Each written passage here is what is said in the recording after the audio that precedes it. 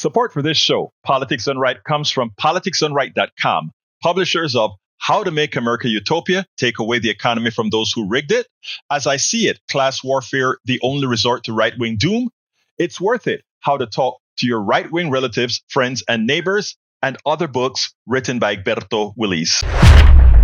Welcome to another edition of Politics Done Right. I'm Egberto, Willies, your host. Today we are honored to have two special men, Mr. Maoz Inan and Aziz Abu Sarah. Okay, let me tell you guys something. You know what we talk about? We talk about the Israeli-Gaza issue. You know what I believe in? I believe that war is stupid. You know that I believe that there is no reason for cousins not to get along.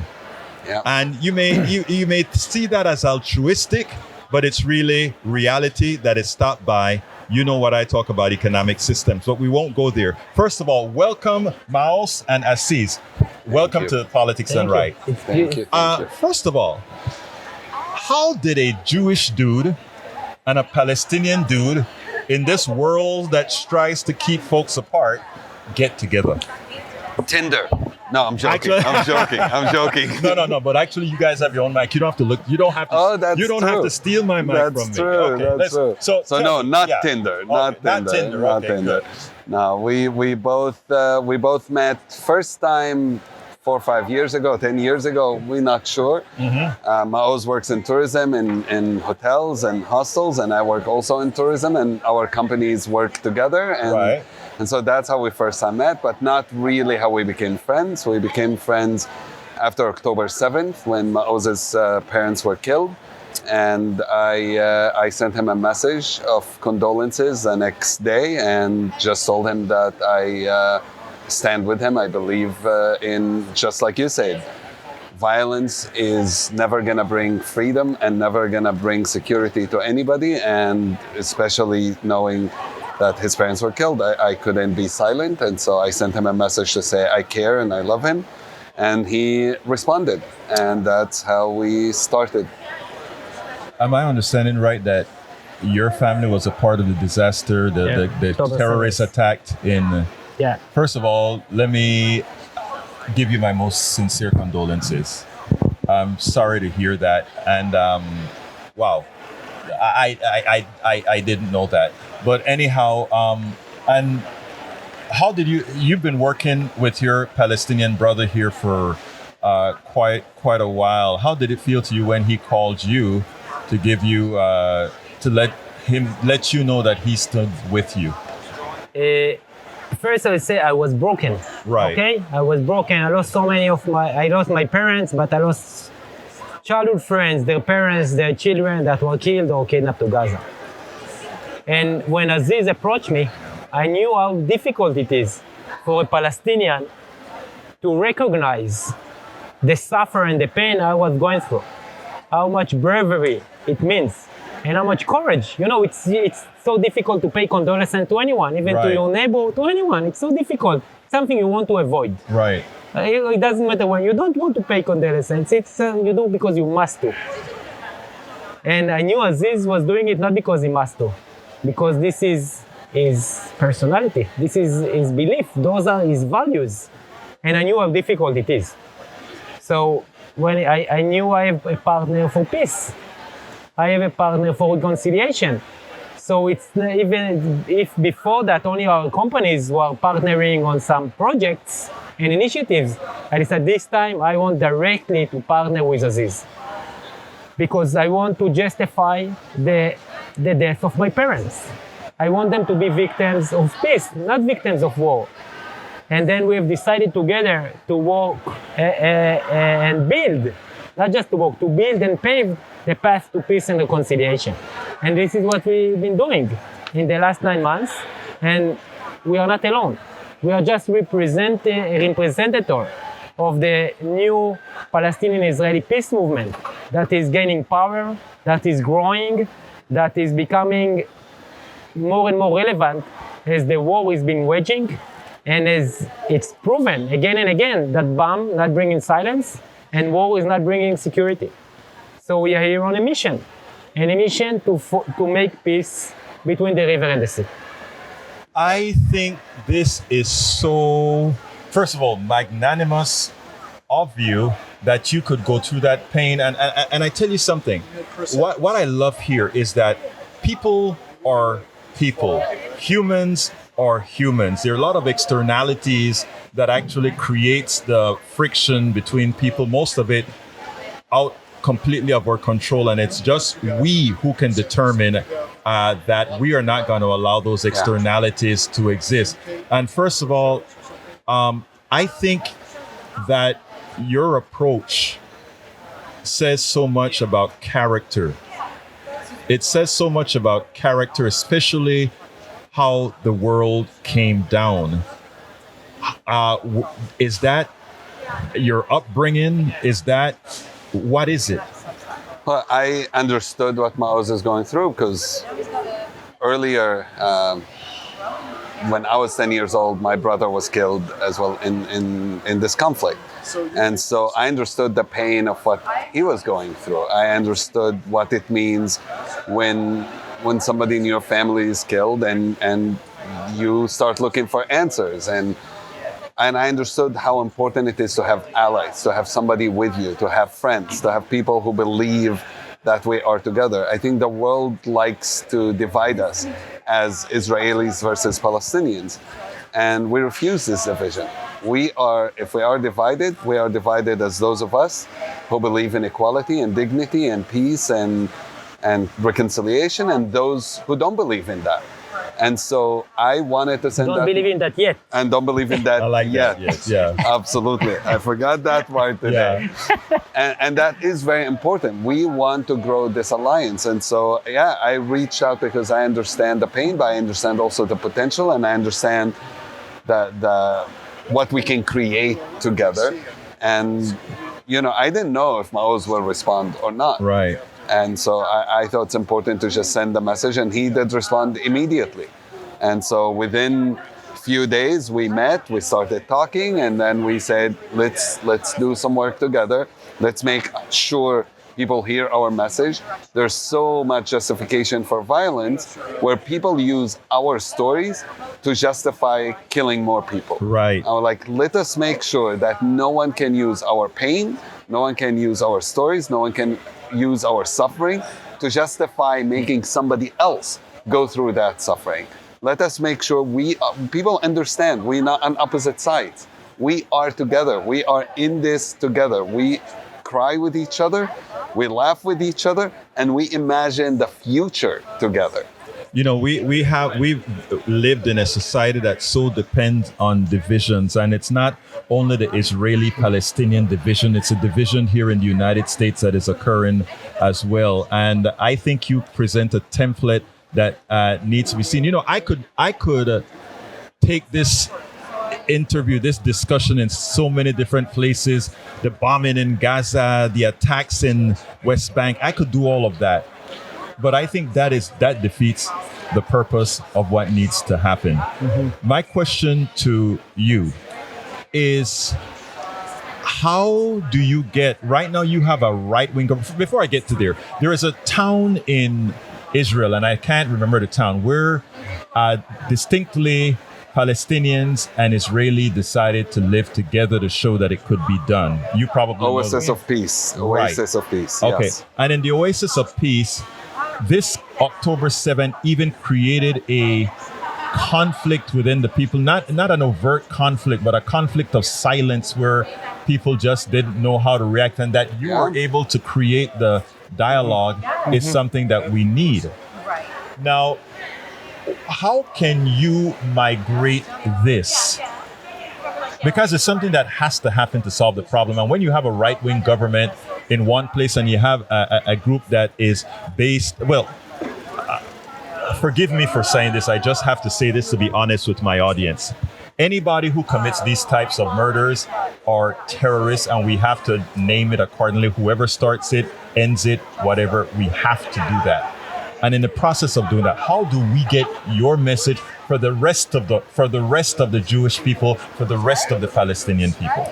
First, it's a global message. It's not just to our people, it's for the entire world. Exactly. Because now it's definitely for the Americans. Because the Americans are investing and sending Israel military aid. Right. And we are here to say you must change your policy. Right. To send us reconciliation aids. Instead of sending the region tools of destruction that are creating war. Right. Again and again and again. Send us tools of peace and shared future. Right. And this is why it's so important for us to be here and speak at the Networks Convention, because we need to change the policy. And I want to share the 3 lessons I learned. Briefly, the lessons I learned after October 7th, the lesson of hope, the lesson of the future, and the lesson of forgiveness. Yes. Hope is an action. Hope is not something we find, we lose, or someone else will give us. Hope is an action. And it's very simple to explain how to create hope. We do it together. This is what we're doing with you. Here Absolutely, we create hope together by envisioning a better future and by acting to make this future into a reality. So it's very important to create hope. And this is what Networks Annual Convention is doing. So this is why we are so happy to be here. And there are so many organizations, Palestinian, Israeli, shared organizations that are creating hope nowadays. Support us. Support Combatants for Peace. Support Standing Together. Support Women Wage Peace. Support Women of the Sun. Support those who create hope. It's such a devastating and horrible time. The second lesson is the lesson of the future. Even though our people's story is today as far from each other as ever, like the last airstrike in Gaza from last night. Yes. Our story is the gap is wide as ever. Right. But there is a miracle. There is a miracle. Our people meet in the future. We meet in the future that is based on equality and dignity, shared recognition and acknowledgement, reconciliation and healing, security and safety. And this is what we are modeling in our relationship, in our partnership. We are modeling those values and showing others that they can choose our side. They can choose the side of the future. And the most difficult lesson is the lesson of forgiveness. And I learned it from another Palestinian friend, Hamza Awaude, that said, we must forgive for the past, we must forgive for the present, but we cannot and should not forgive for the future. I love that. So I've decided to forgive. I'm a free person. See, I forgive Hamas, I forgive the Israeli government that betrayed and was accountable for not securing my parents. Right. I forgive them. I don't care about them. I'm now just focusing in the future. And this is also a lesson we need to do together. We need to envision and build and imagine a new future and to give alternative for the extremists, for those who polarize and strive on our division, on division in us. Let's build a movement of the future. And let's make this future into a reality. Yeah. Well, let me tell you something as is. Both of you, folks like you and the other organizations doing your work, need to be elevated. The reality is I should be seeing your info not on a 2-minute clip on the major networks. This should be something that is seen big all over the world. This is something that we should have hours of on the television, especially in these times. But one of the things we should understand is that our economic system depends on conflict throughout because of the industries that we have. And I'm not going to go off on a tangent here at all. But the reason I'm bringing that up is understand that there are external forces that depend on brother fighting brother, cousin fighting cousin, etc. So Aziz, before we close out here, your thoughts. Yeah, I fully agree. When we met Pope Francis recently, he told us peace happens based on what you saw. If you invest, if you saw in peace, you will get peace back. Right. If you invest into war, you get war back.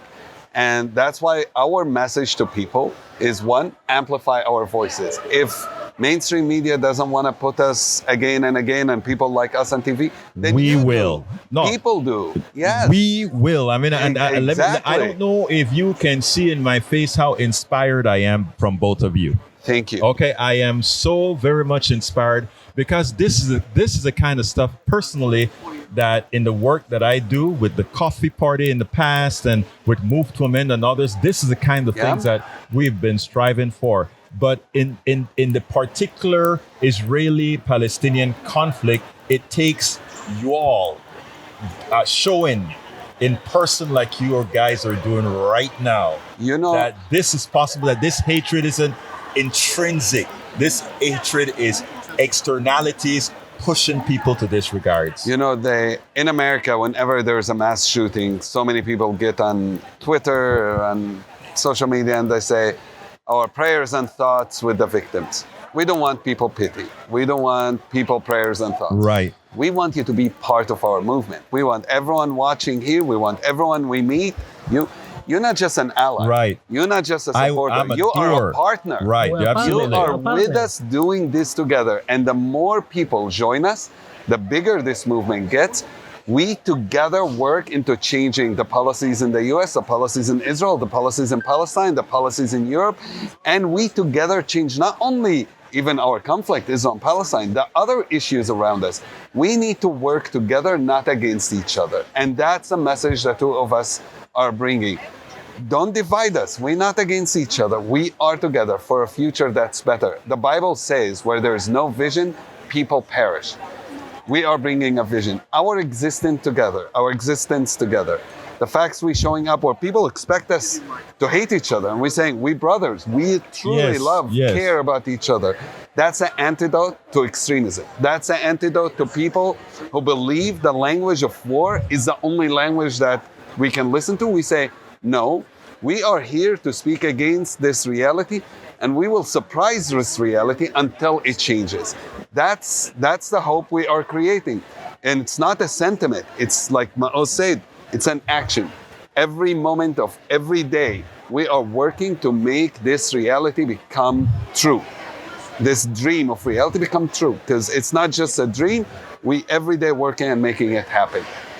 Man, I love you, brothers. Yes, I love you, brothers. Mr. Maoz. Yes. Let me say it right. Inon. Yes. And Aziz Abu Salah. Yes. Thank you so kindly for being here on Politics Done Right. And I'm going to try like hell to put this out to let people know what the possibilities are. You guys are heroes. Thank you. I mean, you are heroes, okay? Thank you. You so kindly, guys. Thank you. Absolutely. Thanks. I'm honored to have a special person. He is a Panamanian immigrant, an immigrant from Panama. He is a retired officer in the Navy. He has always made us proud. And he is married to my sister. He is my brother-in-law, my brother that I love so much. And this one is a special family thing.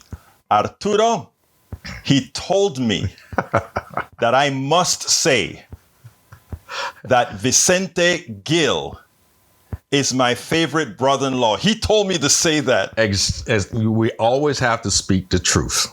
He told me to say that, Arturo, okay? You know I love you, Arturo. I love both of my brother-in-laws just the same. But I must say, to get him to do this interview, I had to say that. There you go. Okay. All right. But anyway, folks, look, you all know, first of all, welcome to Politics Done Right. Thank you. Vicente Gil, thank you for being here, my brother. Thanks, mano. Muchas gracias. All right.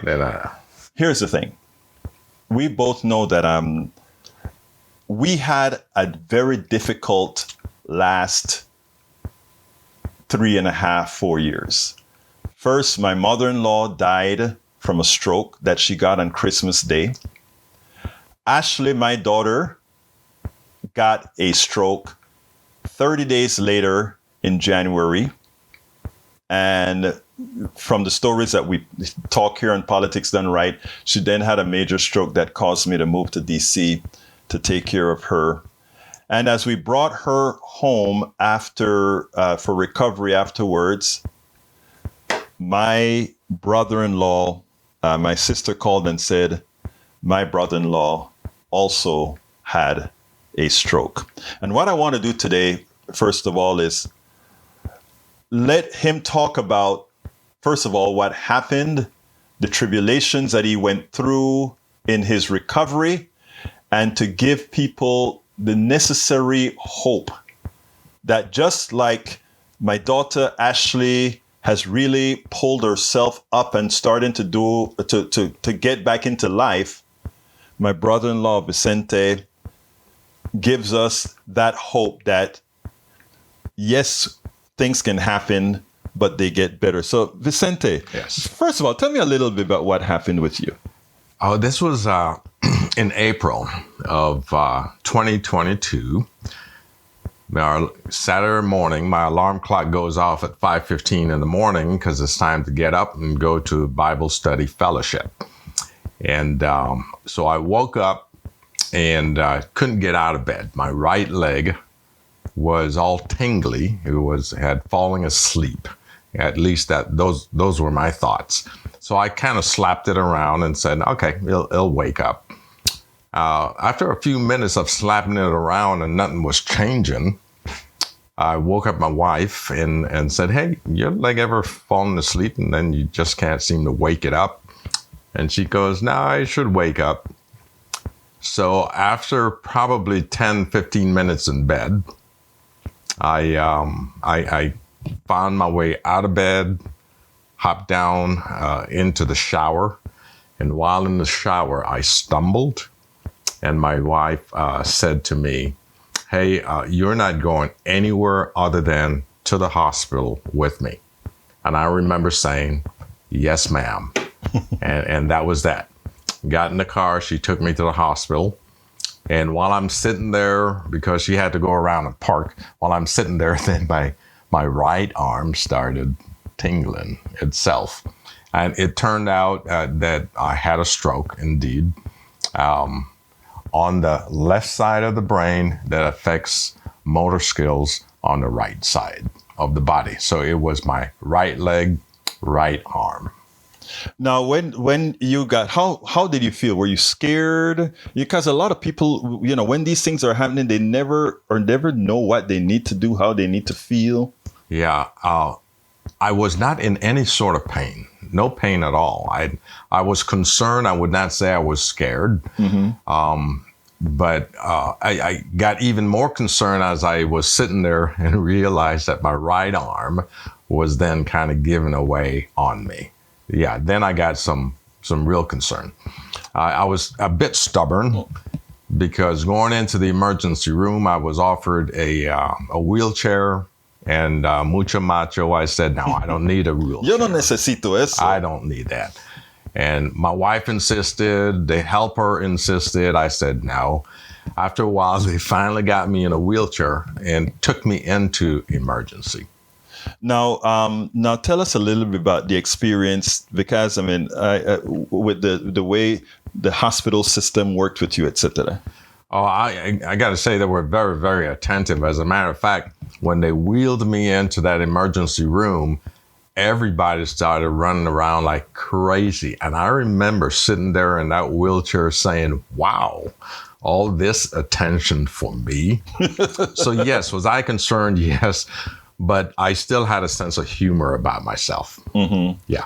So then they took my blood pressure. It was horrendously terrible. Tell the kind of numbers we're talking about. We're talking like 257 over 180 or higher. That is crazy. I don't remember the exact lower number, but it was greater than 180.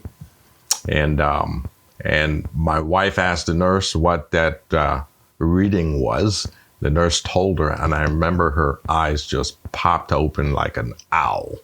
She was like totally concerned. And right about then is when I started to get even more concerned. Now, what about after all of this was discovered? Did you have to do anything special for, let's say, to stop the stroking process, or was this sort of done on its own? This was sort of done on its own. They wanted to administer a medication that is supposed to help stroke victims, but not knowing exactly when the stroke happened, because I got up at 5:15 in the morning and I was already in that condition. They did not administer that medication. My blood pressure, they made no attempt to lower my blood pressure. Instead, they left it as high as it was in an effort for whatever clot there might be to be pushed and taken away. Yeah. So in other words, they didn't want to mess with anything that would have exacerbated the stroke. So after you had the hand involvement and the foot involvement, did it get much worse after the first day or? No, the first day was the worst. The second day, there was no progression in condition. The second day is when, most significantly, I could feel the numbness in the arm and the leg, but that was it. Nothing was getting worse. Now, what about where it comes to recovery? What were the things that you all did to start the recovery process? And I think the most impressive part, Vicente, is how much effort you put into. I mean, anybody who sees you now wouldn't have a clue that you had a stroke. So tell us a little bit about the recovery process and what people with strokes, as best they can, what are the things that they should do? Yeah, well, recovery in of itself, I had to have a mind shift, quite frankly, because with recovery, I looked at it as a goal, and the goal was to get back to the healthy condition that I once was, that I was experiencing. I gotta say, maybe 2.5, 3 months into recovery, I realized that it's not an end goal, but a journey. How do I get from A to B without stumbling, without disappointing myself? And it was a great mind shift. I'll share with you that I did go through, moments of being depressed. Why me?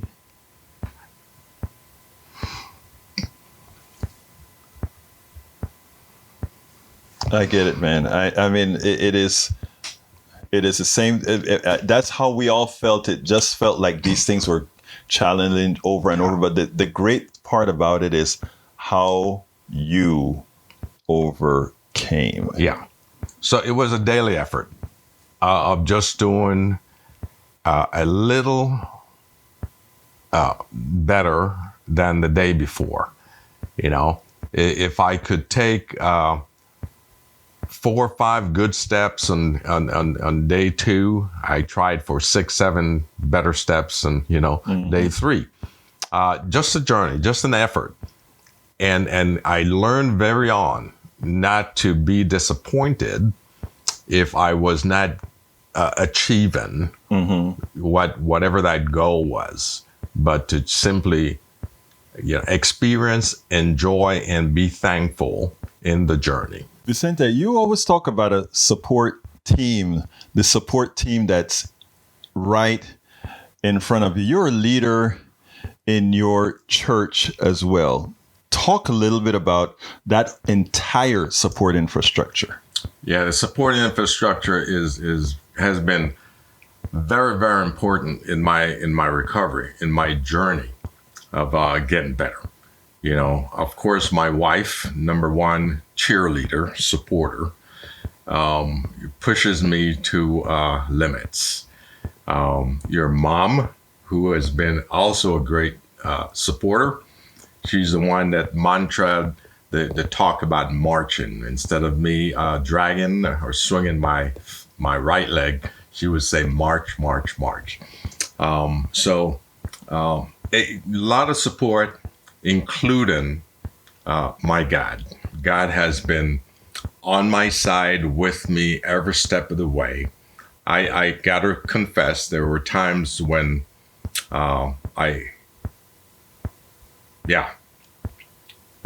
There were times when I know this is touching. There were times when I questioned God. Yeah. There were times when I got upset.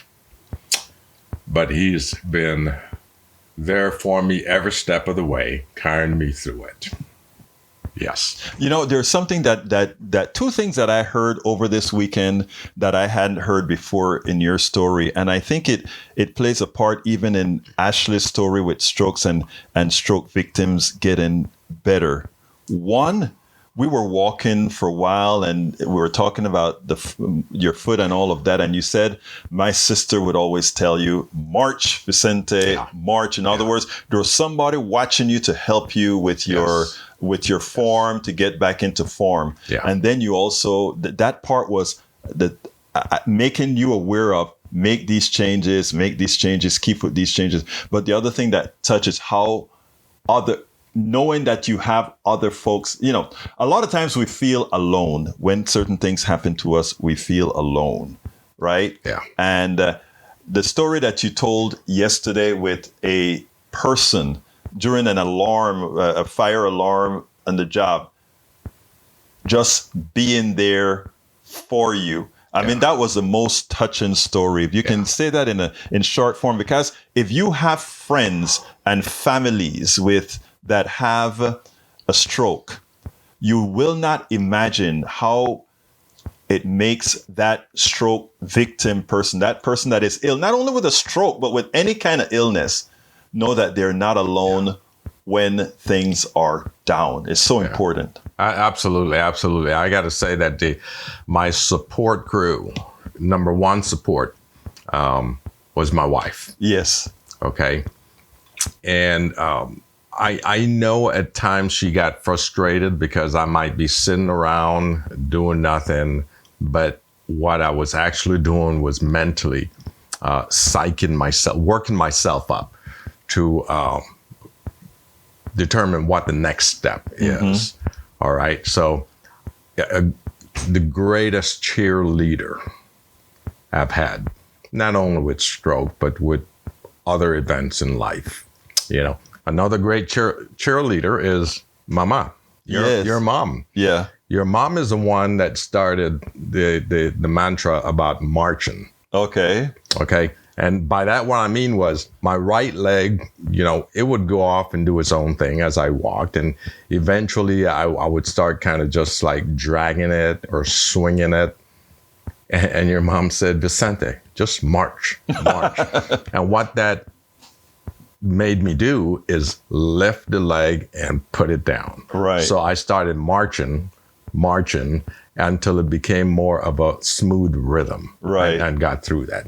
It is very important for people around you not to be supportive, to be very supportive. This guy at work. So I am back now in the office. This is post-COVID. We're back in the office 2 days a week. We're in a 17-floor building. Our office is on the 15th floor. And this guy that had come to work in this particular team, very good guy. We befriended each other. Long story short is there was a fire. There was a drill. All right. The fire alarm went off. And what's the first thing they do when the fire alarm goes off? They turn off the elevator. And I go, okay. Let's see how we're going to do this. So I remember going to the stairwell, and Harold was right to my right arm. And so I kind of step aside to let him go, before me. He goes, no. I'm going to go down these stairwells with you. I say, no, bro, I got it. He goes, hey, shipmate, I got your back. He was there for you. With every step for 15 floors, he took step by step with me. We got down to the ground floor. Finally, I don't recall how long it took, but he, I remember telling him, okay, we're on the ground floor. You go ahead. Look, everybody is moving out. He goes, no, we got to cross the street and we have to go over to our mustering place. And I'm going to be with you. crossing the street and going over to the mustard place. And he did. And so, I promised this guy that for as long as I live, I would share that testimony because he did something above and beyond for someone that, 3 years ago was nobody in my life. He is now a significant support figure. And I mean, that is so important for people going through whatever it is. In this case, it's Vicente having had a stroke and recovering. But in society in general, which is something that we preach here on our program all of the times, and that is caring for your fellow man. Yeah. And that is exactly what we're talking about. And when Vicente was telling us that story yesterday, it was a touching story that, somebody saying, I will be your wingman. I will be your wing person, which is very important. So Vicente, in closing, how is the recovery going? I mean, the truth of the matter is I know how the recovery is going because Vicente came to Houston from San Diego. He rebuilt my front area with bricks and cement and everything. And he's using both of those hands. If you didn't know this guy had a stroke and was severely impaired, you would never know. He's fixing doors and he's making me look pretty inept, but that's okay. I'm just working very hard at keeping you in favor with Linda. Okay. That's all. But folks, I mean, but Vicente, I can't tell you how happy we are that, you have gotten over. I'm not even going to say getting over that. You have gotten over this hump and right back again, being the same Vicente you've always been. So what's your message to our audience, stroke victims or anybody going through a very difficult time? Yeah, my main message would be yes. A lot of conditions can be physical and can drain you physically, but you also have to keep your mind in check. Keep your mind in check. Think through, follow your therapist, and work at it. Day after day with a lot of patience. You got to be patient with yourself. Don't get frustrated. Work through it, and you'll get through it. First of all, Vicente, thank you so kindly for doing this interview. This has been a special edition of Politics Done Right, people making a difference. Thank you so kindly for listening, and we're out. My brother, Dr. Theis, who will be honored this weekend as with a Peacemaker Award at the Houston Peace and Justice Center. Welcome to Politics Done Right, my brother honoree. How are you doing? Hey, Egberto, how you doing? Go ahead, my brother. Talk to me. Okay, so I agree with you that racism and misogyny played its part in this election. But you're not going to convince people that they are racist and misogynist and therefore need to change their vote Democratic. The way Democrats have to move forward is the way that they have refused to for basically my entire, since 92 at least. Mm-hmm. This has to be a class war, as you say in your book. The only way forward is a class war, right? Exactly. I'm pointing it Jeff now. You're Bezos, absolutely right. Jeff Bezos, Elon Musk, Mark Zuckerberg, those kinds of people need to be made the bad guys, because what's at the heart of this is Americans for 50 years have seen their way of life fall apart. They were made a promise. If you work hard, you will live better than your parents. This is the notion of American exceptionalism. There's something about America. And when Trump says, I'm going to make America great again, he's saying, you're going to get that back. Now, you and I know that giving the wealthy more money is not going to help the working class. But Trump, so politics is much more, for most people, emotional, not rational. And their emotions say we're getting screwed. And Trump gave them an enemy, pounded that enemy home, and gave them reassurance that if they pick him, he will take care of that enemy. And this election, it happened to be undocumented immigrants and wokeness. And Republicans have been very good at selling that to the American people.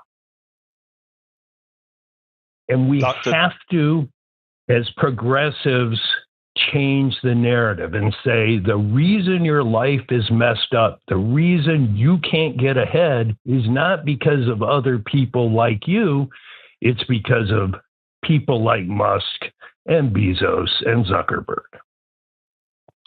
Dr. Theis, that is a reason I've learned so much from your class. In fact, I've been to several of his classes because you nailed it. I agree wholeheartedly. And yes, I wrote a book on its work. I mean, as I see it, class warfare, the only resort to right-wing doom. Only resort is that class warfare that you speak about, Doc. Now, the reason I brought up the race thing is because what a lot of the folks on the networks are trying to do is they're trying to put this, they're trying to create an alternative story as if the deficiency is intrinsically the woman. As you pointed out right there, the deficiency is intrinsically the message and the ultimate result. First, who's at fault? Donald Trump made everybody else that which is at fault. You are saying define the one as fault, the real person that is at fault, and that is the billionaire, that is the plutocracy, that is the oligarchy. It is, and Democrats don't want to do it because they are part of it too often. And the networks don't want to do it because Joy-Ann Reid and all those people on MSNBC are making millions of dollars a year, and they're happy not paying taxes. Exactly. I agree wholeheartedly. It's going to take grassroots organizing. And this is why I liked Sanders so much, because he wasn't afraid to call a spade a spade. Exactly. Exactly. And Doc, I really think that, Bernie started out with this message. I think, and I love the message that, the statement that he released. I think it need some fine tuning because I think it has to have the full narrative, in my humble opinion. But also, and by the way, while he didn't put it as you put it with the class warfare, it is something that needs to be done. Yeah. So anyway, there's 4 years to do it. Let's hope the Democrats do it. Well, I think it's we who are going to do it. I am an immigrant. I came from Panama, Central America. I came from the places from the area where a lot of these immigrants are coming from, whether it be Venezuela, Honduras, El Salvador. It's Latin America and the Caribbean. I understand what happens in all these parts of the world. I understand, in fact, what our economic system imposes on the economic system of others that gives a preference to what occurs here in America at the detriment of places in Latin America, whether it be fruits in Central America or rice in Haiti. There are a lot of treaties, etc., a lot of stuff, if you will, that goes beyond the scope of this video that causes the migration that we see. And above and beyond that, also political issues. Venezuela. Imagine if we hadn't sanctioned Venezuela the way we are. Imagine if we didn't try to freeze them into oblivion. That is what we do as a country. And this is important for you to understand. That is what we do as a country. Do it or our way or the highway. And if the country says we're not going to do it your way, then we penalize that country. And when we penalize that country, the pain that comes to that country brings a whole lot of people from that country over here looking for relief from what many a times we've imposed on them. But let's forget about that for now. I want to show the psyche of a Latino family and why this particular Latino family decided to vote for Trump and the hypocrisy with which this family decided to go for Trump. We'll discuss it after the series, but it's imperative that you stick around to hear some analysis on my part. This one family that I've been in touch with here in Las Vegas for months helps explain a lot of what's going on. Take a look. No, not right now. Mario and Mireya Alvarez found the American dream in Las Vegas. Would you like some coffee? They came to the U.S. from Mexico and Guatemala in the 80s. With his job in a supermarket and her job in a casino, they bought a house and raised 3 children. Now they wonder if their kids and grandkids will inherit that dream. Is it still possible to do that for the younger generation? That's my main concern right now. What's going to happen to our new generation? Nowadays, they're not even able to move out of their houses anymore because everything is so expensive. Life wasn't expensive as it is right now. First PlayStation. We first met Mario back in February when he was seriously considering a vote for Donald Trump. He was undecided with previous votes for George W. Bush, Obama, Hillary Clinton, and Biden. At the last minute, he broke for Kamala Harris. But today, he's not upset about the results. I'm kind of like more happy than upset. Why? Because Donald Trump is going to help the country with the economy. The whole household is happy. Mireya and their 29-year-old son, Mario Jr., did vote for Trump. Initially, I will say I did not agree with him. And then I started seeing that he was not afraid to speak his mind. And I noticed that he was not scared to say what he felt, regardless of what people would say. And I think I respect that about him. So you liked his kind of brashness, his personality? Yeah, I would say yes. They're not alone. Across the country, Donald Trump made huge inroads with Latino voters. According to NBC exit polls, 55% of Latino men nationwide voted for Trump, a 19-point jump from 2020. Among Latina women like Mireya, an 8-point gain. And while Vice President Harris won a slight majority of the Latino vote overall, Trump increased his support 14 points from the last election. The top issue among Latino voters, like it is for the Alvarez family, the economy, with immigration a distant fourth. Mario and Mireya both crossed the border illegally as teenagers, but became citizens under President Ronald Reagan's amnesty. They see themselves as different from migrants crossing the border today. In what way do you think they're different? The people that are coming here are the criminals. You know, the ones that did something bad in their country, they're running away from their law. Despite having close family members who are undocumented, migrant invasion, they don't believe they'll end up in Trump's crosshairs. When you hear Trump promise mass deportations, do Yes. you worry about them?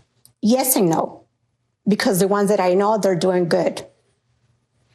They're not breaking any laws. I believe he's going to start deporting all the bad people. Trump won over the Alvarez family, and many like them. Whether the economy improves and who exactly he chooses to deport may determine if he keeps them. My family is Latino, and a lot of them are immigrants. But at the end of the day, we're American. As I said, when I started the video, I am from Central America. I understand a lot of the problems caused by many a times by our policies that causes a lot of migration over here. I already mentioned the rice issue in Haiti, but here is the hypocrisy. For whatever reason, this woman from, I think she said she's from Honduras or Guatemala, one of Central American countries, my sister country, and the dad, I think, from Mexico, they both came over the border illegally. They're illegal. They were here illegally. And still, those who are trying to get the same opportunity that they had, they want to deny. They came here, they went through the cracks and became citizens. Now, I want to ask you one question. Why do you think this Latino family that understands the reason that they crossed the border, understands the economic opportunity they were seeking, and they did come here and lived a great life, and I'm happy for that, and I don't want them to go back, but that they're so hard on those who are still trying to come, that they're so hard, and not only hard, but maliciously so, as they call them criminals. How did that happen? How are those people coming over now criminals, but you aren't? How did that happen? And that is a major, major issue we have to tackle, because that is where Democrats failed. Donald Trump and his cabal, they were up on radio, social media, and in Spanish. I heard it myself. First of all, demonizing Democrats as not being for you. Demonizing, giving the impression that the border issues didn't really concern Latinos. It concerned criminals. They decentralize the being of those people crossing the border from who they really are. And that abstraction gives that Latino family in, I think it was Las Vegas or wherever, or Reno or wherever they are, the ability to disassociate themselves from those who are crossing now. It is the best psychological genius from the Republican Party, right? In other words, they hate this family. There's no doubt. You ask Miller, Mr. Trump's new czar that's going to handle immigration, what he thinks about these guys here. He doesn't want to have anything to do with them. America is for Americans. Of course, you know the border cross Mexico, not the other way around. But when you see what they've done with these people psychologically, this is what the message was over and over again. This was psychological warfare, not just social media warfare. It was psychological warfare that just didn't begin 3 months before the election. This psychological warfare has been going on for 9 years or more. As it picks people off, and the same psychological effect it's doing with, let's say, the Latinos, right? In the case of Latinos, and by the way, I happen to share Latino, Caribbean, Black, the whole shebang, so I understand the psychology of what they're doing here. Listen to the psychology. This is great. What they've done is they directed their ad. That is the marvel of the internet, social media, and directed radio. Right? Because what they do is they send different messages to different listeners. To Latino women, they send a message of fear, and that somehow those people coming over the border, they're not like you. They're not like you. They don't put on the Latinidad onto those people. So that woman can feel that if she votes for Trump, she's voting for her security. On the guy, it's like, hey, they're coming for your job, and they're criminals, and they're coming for your women. I mean, the kinds of ads that we're talking about, the target of these ads, your masculinity, that kind of ad. To Jewish people, they go ahead and they say, Kamala Harris loves Palestinians, and she would be a detriment to Jews. It didn't work too well with Jews, as they still voted north of 70% for her. And then they go to Palestinians and Arabs and Muslims and tell them, look, she's married to a Jewish guy, and this Jewish guy has her ears, and it'll hurt you, because notice that she's not stopping Biden from bombing as if she could, as if AIPAC or any of the other lobbyists from Israel would allow anybody, Trump or her, to do anything other unless they decide to have the resolve to fight. And then how do you talk to white men? You don't have to talk too much about that, other than to tell the guy that's digging coal, the guy that's working in the mine, the guy that is not college educated. Look at those uppity, you know what, there. They are getting all these government forgiveness for their loans. Did anybody forgive your loan for your pickup truck? I mean, the directed marketing was perfect. And imagine, even with that directed marketing, the election was by the time all the votes are counted, Donald Trump would have won the popular vote by probably 1%. But look, I try to tell people several times, the race was won specifically because of the fears Donald Trump put into mostly white people, that a woman, first of all, we know that the country is already a misogynist country. So getting over the woman hump would have been tough.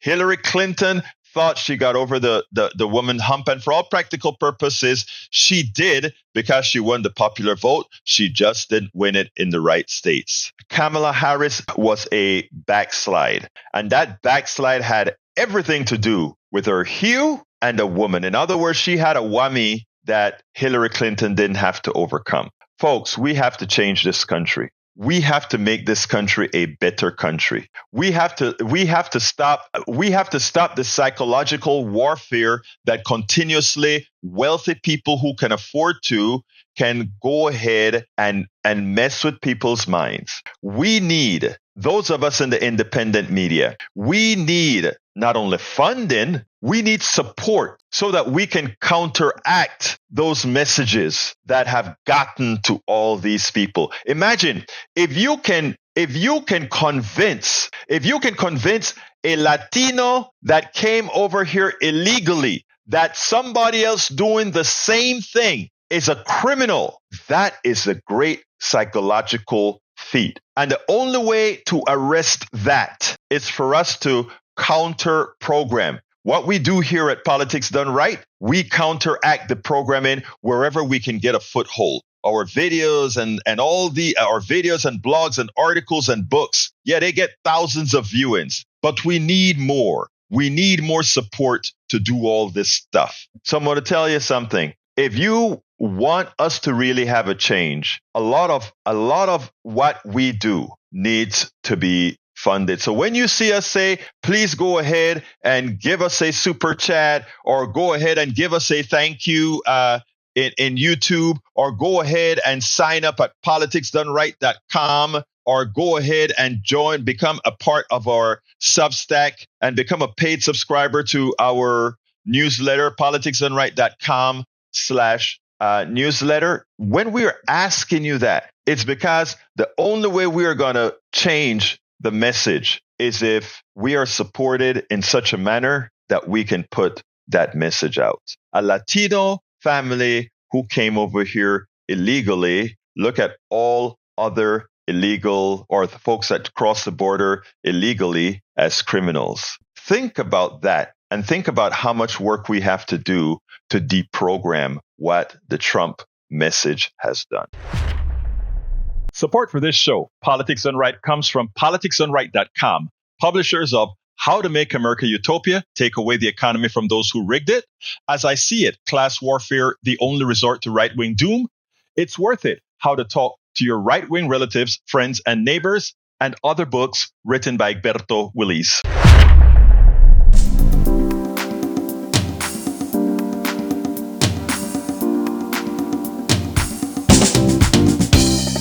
Welcome to Politics Done Right.